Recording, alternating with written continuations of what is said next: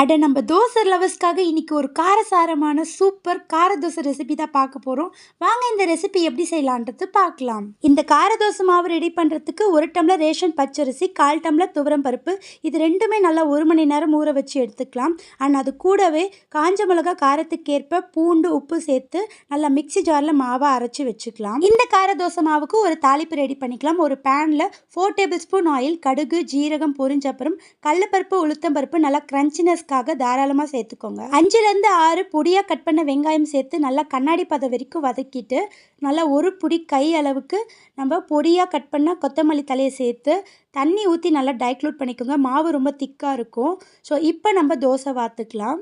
Normal dosa சுடுற மாதிரி இல்லாமல் ரவா தோசைக்கு ஊற்றும்ல அந்த மாதிரி சுற்றி ஊற்றிட்டு வாங்க, தேய்க்க வேண்டாம். மூடி போட்டு குக் பண்ணி நல்லா ப்ரௌனிஷாக சுட சுட சர்வ் பண்ணுங்கள். சும்மா டேஸ்ட்டு வேறு லெவலில் இருக்கும். அடிக்கடி உங்கள் வீட்டில் கேட்டு சாப்பிடுவாங்க.